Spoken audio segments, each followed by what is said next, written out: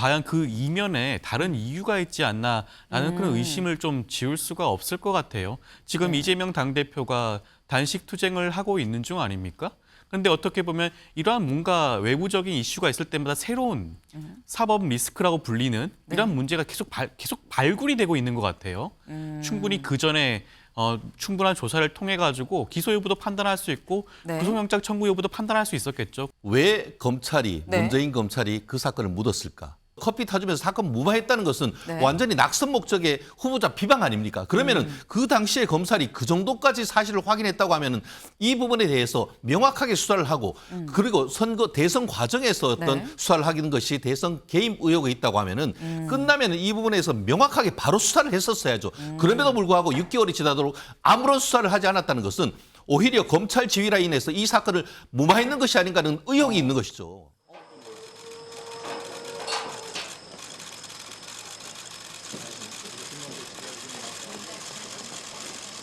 돈 주고 허위 인터뷰했다는 의혹이 있는데 어떻게 생각하세요? 그분은 저의 오랜 지인인데 한 15년에서 20년 만에 처음으로 전화 오고 만났습니다. 그런데 사적인 대화를 녹음되는지도 몰랐고 이 언론인으로서도 뛰어난 분이고 작품으로 치면은 그 정도 가치가 있다고 생각을 해서 그래서 제가 그 책을 산 겁니다. 그 당시에 윤석열 대통령이 2011년에 그 조우영 씨에게 수사 무마해줬다고 진술했는데 지금도 입장은 변화 없으세요? 저기 대검 중수 과장으로서 그런 영향력 있는 위치에 있지 않았다고 생각합니다. 뭐 제가 그렇게 능력 있는 사람은 아닙니다. 조우영 씨에게 인터뷰를 종용했다는 의혹도 나오고 있어요. 거기에 대해서는 혹시 말씀? 아니 저는 뭐 인터뷰 종용한 적이 없고 동생한테 형으로서 몇 가지 이 당부를 하고. 네, 오늘 새벽 김만배 씨가 석방돼서 나오면서 한 얘기를 지금 직접 들어보셨는데 여기 볼까요? 이 허위 인터뷰에 대해서도 이 의혹에 대해서도 직접 좀 해명을 했습니다. 해당 인터뷰가 좀 대선에 영향을 줄 목적 아니었습니까? 라는 이런 얘기에 당시 구치소 관계자한테 전해 들었었고 보도가 나갈 때 나는 구치소 안에 있었다라는 얘기인 거죠. 내가 그렇게 능력 있는 사람은 아니다. 검찰이 증거 인멸 우려를 주장했지만 법원은 추가 영장을 발부하지 않기로 했다라는 건데 지금 이 김만배 씨한테 이목이 쏠리는 이유 사실 이거는 뭐 여권에서 얘기하는 이른바 대선 공작 의혹 때문입니다. 그 상황을 좀 그래프로 좀 만들어 봤는데요. 네, 2021년 9월 15일에 김만배 씨가 신학림 전 언론노조위원장을 만나서 인터뷰를 합니다. 네, 아까 뭐 김만배 씨 난 녹취하는지도 몰랐어요라고 얘기를 했기 때문에 이걸 인터뷰라고 할 것인지 어쨌거나 만났습니다. 만나서 윤 대통령이 커피 타주면서 천화동인 6호의 실소유자인 그 사람한테 조우영 씨한테 뭐 그냥 가라고 사건을 무마시켰다라는 얘기를 했다는 겁니다. 그리고 난 다음에 이 5일 뒤에 김만배 씨가 신학림 씨한테 1억 6,500만 원을 줍니다. 근데 6,500 한 번에 준 건 아니고요. 일단 선지급금 300만 원을 주고 이후에 책값과 부가가치세 같이 해서 1억 6,200만 원을 해서 붙였다. 그래서 전체 1억 6,500만 원을 송금을 했다라는 거고. 그런데 9월 20일에 인터뷰를 9월 15일에 인터뷰를 했는데 보도가 나간 건 2022년 6월 3일에 뉴스타파에서 해당 그 인터뷰 내용이 보도가 되죠. 그리고 3일 뒤에 대통령 선거가 있었다라는 겁니다. 네. 지금 이런 상황에서 결국 이런 얘기를 한 건 당시 검사가 윤석열 검사가 커피를 타주면서 사건을 무마했다라고 얘기한 이유가 대장동이 이재명 관련으로 보이던 게 윤석열 관련으로 보이도록 하려는 의도가 있었던 거 아니냐라는 게 지금 의혹의 핵심인 건데 김만배 씨가 얘기한 내용을 보면 대선 공작 안 했다, 할 능력도 없다. 당시 윤석열 검사가 사건을 무마해줬다고 보지 않는다라고 얘기를 했어요. 그럴 만한 위치도 아니었다. 그리고 신앙님이 녹취하는지 몰랐고 돈을 준 이유는 책값이다. 책임을 만한 가치가 있었다라고 얘기를 했는데 조현산 변호사님. 대선 공작 혐의에 대해서는 사실 부인할 것 같다라는 게 뭐 예상이 됐었던 바입니다.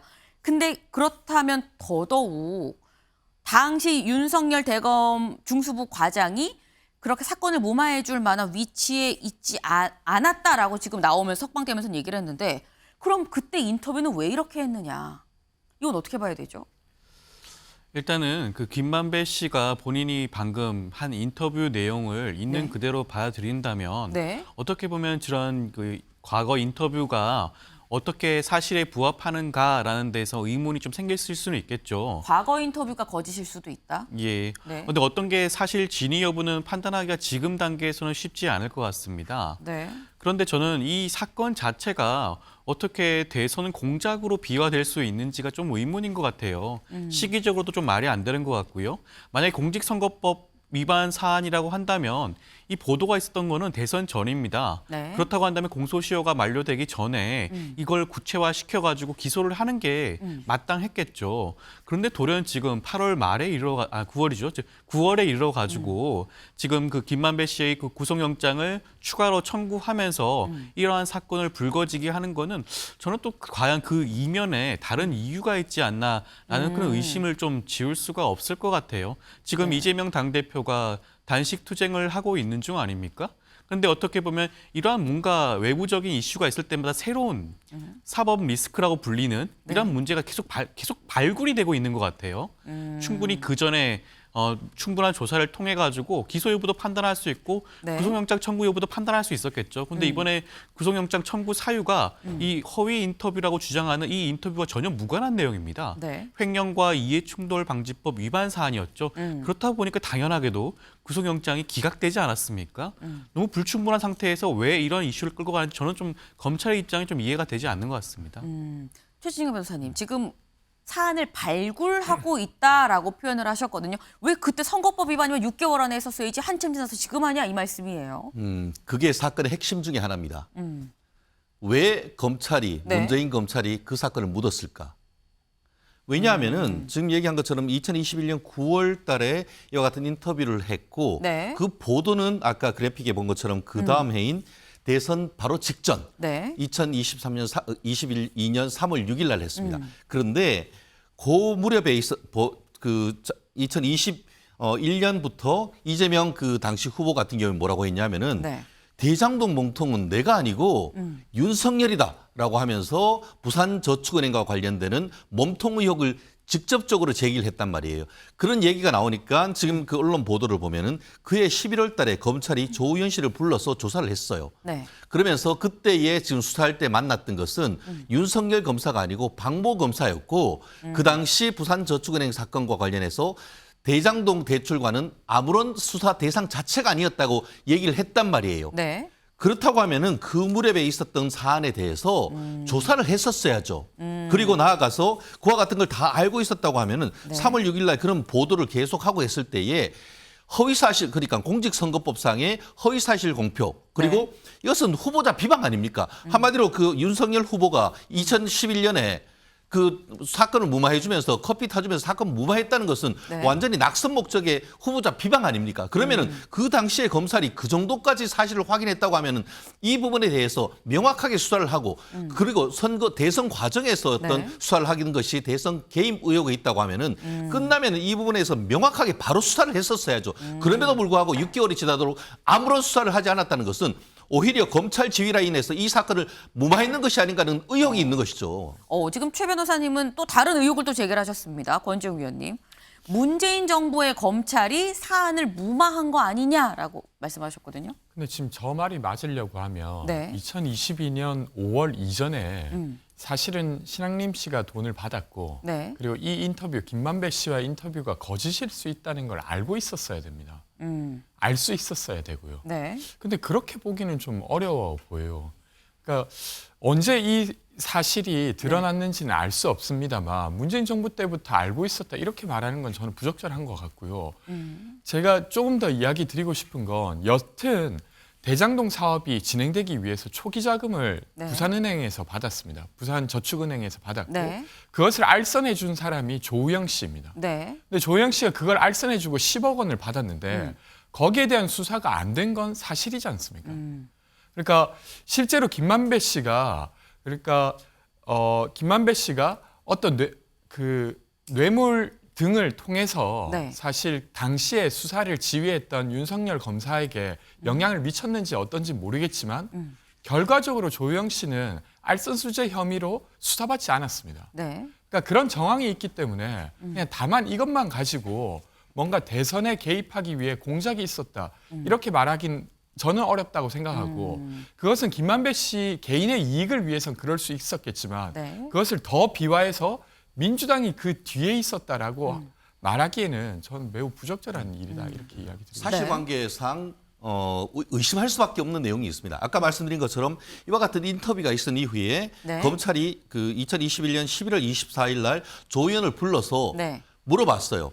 당신 진짜 그런 얘기 한 적 있냐 했더니만 그 당시는 윤석열을 알지도 못하고 박모 검사가 주임 검사였고 아까 제가 말씀드렸죠. 네. 나아가서 그 다음에 검찰이 어떻게 했냐면 남욱 씨까지 불렀어요. 네. 그때 남욱 씨 같은 경우에는 지금 그 JTBC 보도에 2차례나 하면서 처음에는 그분이랑 이른바 정량강 녹취록에 있는 그 사람이 그분이 처음에는 그 유동규가 아니다라고 네. 했다가 이후에 그거는 유동규다.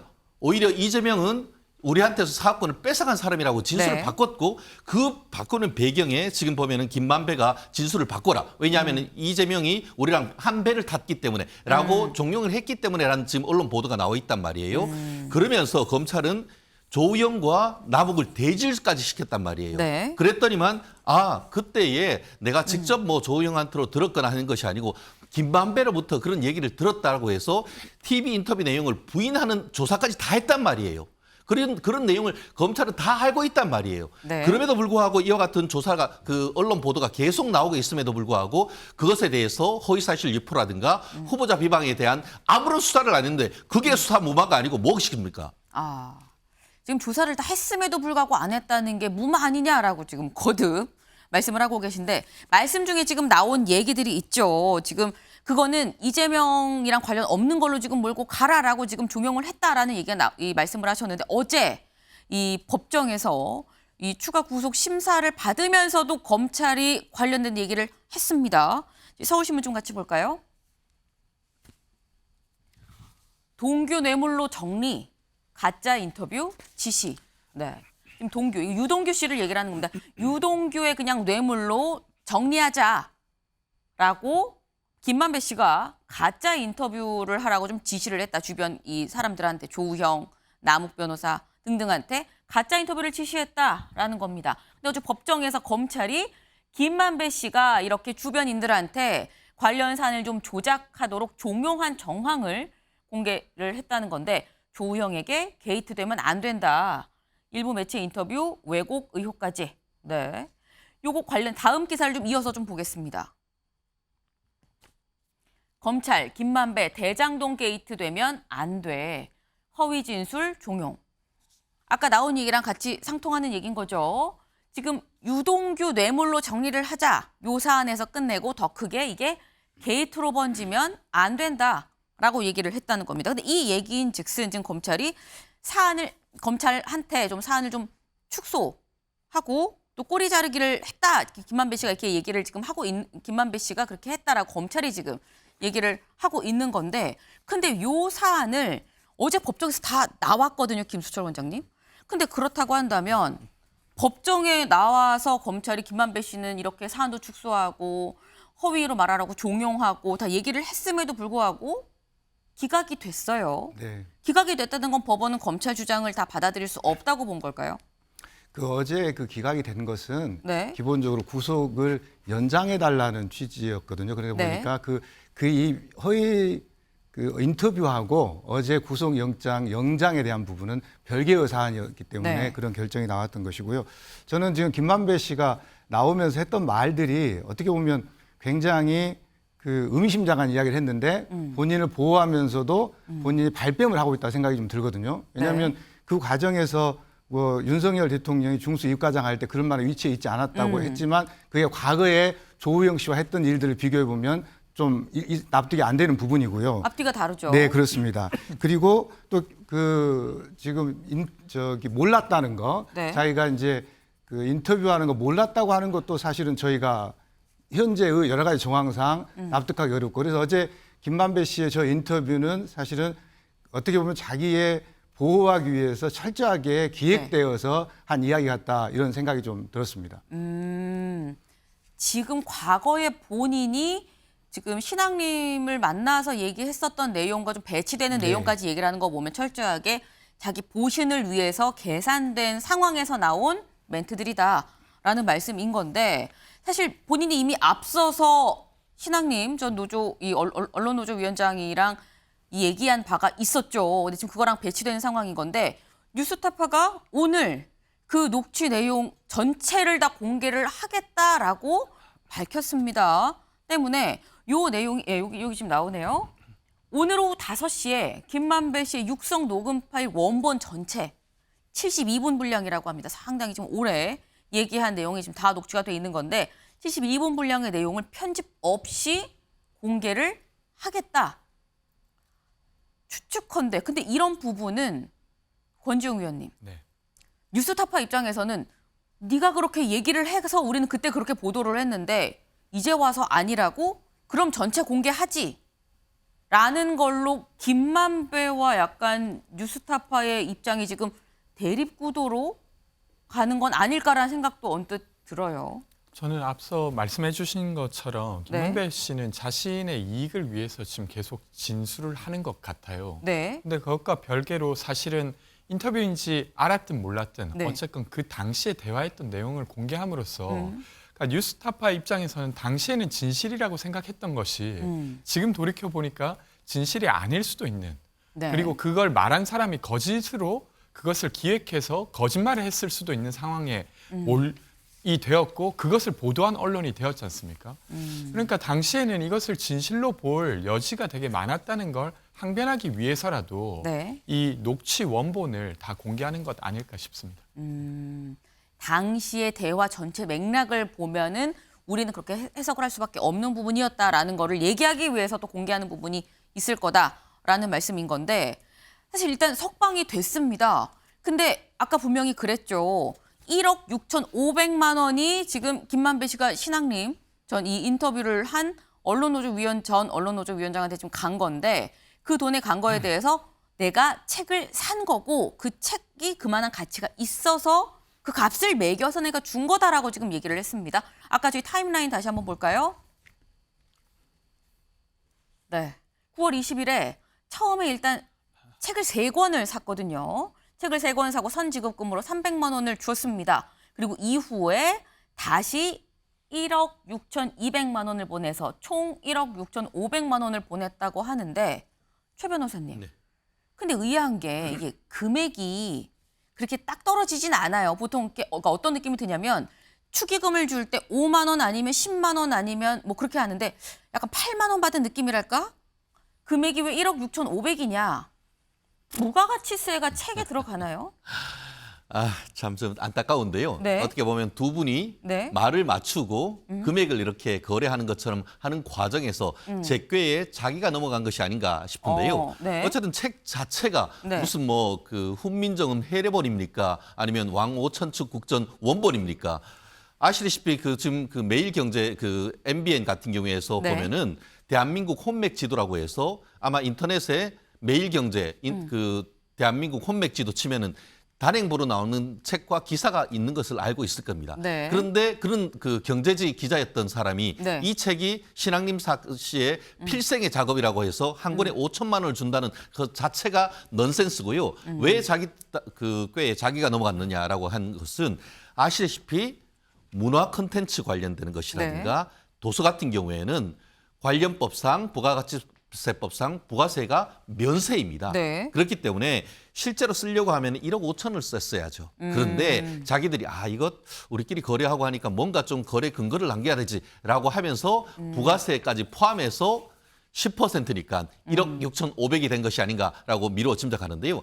결국 식자우환이 된 셈인 것이고 그 내용 자체가 결국 그와 같은 허위 인터뷰에 대한 대가로 돈을 준 것이 아니냐. 그렇기 네. 때문에 그것이 이른바 배임 증제 내지는 그 부정청탁금지법 김영란법 같은 경우에는 언론사 직원들도 포함되기 때문에 네. 부정청탁 금지법으로 지금 혐의를 받고 지금 압수수색까지 지금 되고 있는 부분인데 네. 이런 부분에 있어 가지고는 국민들이 누가 납득합니까? 이런 식으로 예술적 작품으로 가치가 있다라고 한다고 하면은 그러면은 곽상도 전 의원의 아들한테 50억 준 것도 그럼 지 마음대로 그게 합당합니까? 어떻게 국민들을 바보로 하나요? 저는 이걸 보면서 너무나 참담함을 느낍니다. 네. 사실 상식선으로 착한 권이 5천만 원이라고 얘기를 하면 사실 많은 사람들이 받아들이기 어려운 부분은 좀 분명히 있긴 한데 조윤선 변호사님 지금 말씀이 이게 지금 식자 우환이다. 이런 게 아까 그 부가가치세까지 포함을 해서 준 것 자체가 뭔가 자기네들 간의 이 돈 거래가 좀 수상하다는 걸 자기들이 인식한 거 아니겠느냐라는 말씀이셨거든요.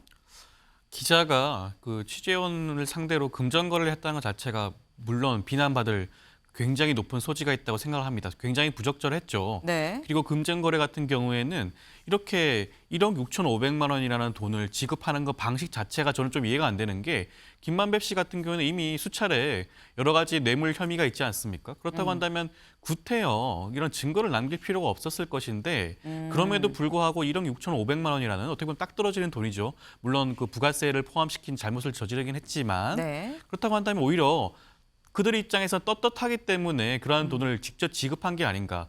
만약에 대가성이 있다고 본다면 1억 6,500만 원을 그냥 현금으로 줬겠죠. 1억 6,500만 원은 50억이 아닙니다. 그렇게 큰 돈이 아닐 수도 있는 거예요. 그들 입장에서는 현금화를 시켜서 지급을 할 수 있는 돈인데 50억은 너무 큰 돈이지 않습니까? 50억 원은 그렇게 증거를 남길 수밖에 없었겠죠. 그렇다고 본다면 이게 대가성이 맞냐라는 부분도 한번 좀 살펴봐야 될 부분이고요. 네. 저는 더 큰 문제가 이걸 대가성이 있다라고 검찰이 예단을 하고 수사를 진행하면서 이걸 보도한 뉴스타파와 같은 언론 매체에 대해서 어떠한 제재를 가하고 지금 뭐 보도상으로는 문화체육관광부에서 뉴스타파에 대한 어떠한 뭐 절차를 진행하겠다라는 보도도 나오고 있거든요. 굉장히 우려스러운 부분이죠. 언론은 보도의 자유가 있는 겁니다. 물론 각 오보가 나올 수도 있겠죠. 네. 거기에 대해서는 뉴스타파도 지금 사과를 하지 않았습니까? 물론 그 보도 내용에 대한 사과는 아니긴 하지만 금전 거래가 있었다는 부분에 대해서 자기들이 확인하지 못하였다는 부분에 대해서 사과를 했죠. 이런 식으로 해결하면 될 문제인데 이거를 어떻게 대선 공작, 언론 자유 침해로 연결을 짓는지 저는 좀 이해가 되지 않습니다. 김수철 원장님, 지금 근데 사실 말씀 중에 나왔는데 이걸 어떻게 그냥 무슨 조치를 제재를 완전 가해서 폐간을 시킬 것 같은 느낌이다라는 말씀이셨는데 또 징벌적 손해배상이 있거든요. 네, 언론사에 대해서. 그럼요. 사실은 언론이라고 하는 것은 그 사실을 보도해야 되고 네. 그리고 또 국민들의 평가를 받는 거기 때문에 네. 그들이 취재할 수 있는 권한을 해주는 거잖아요. 그런데 네.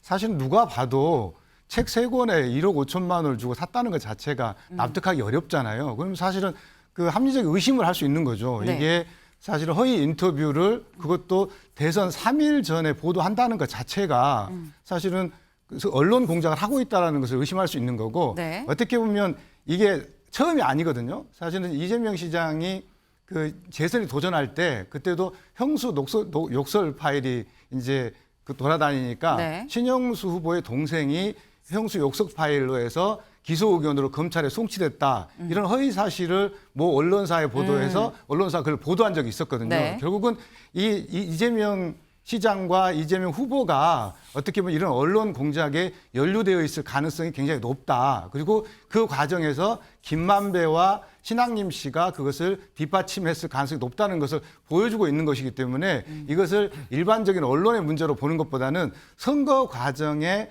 적극적으로 개입한 언론의 문제, 그리고 선거 공작에 적극적으로 참여한 이 언론에 대해서는 사실 필요하다면 징벌적 손해배상도 해야 되고 또 필요하면 폐간 조치도 해야죠. 왜냐하면 그 행위 자체가 민주주의의 근간을 흔드는 거잖아요. 소중한 참정권에 대해서 훼손하고 있는데 네. 그런 부분에 대해서 우리가 민주주의 사회라고 해서 용인할 이유는 전혀 없다고 생각을 합니다. 징벌적 손해배상이라는 게 이미 그 조치로 실존하고 있지만 더 나아가서 폐간까지도 할 수 있는 사안이다. 네, 그렇습니다. 네. 상당히 좀 강경한 그런 입장을 지금 보내주셨어요.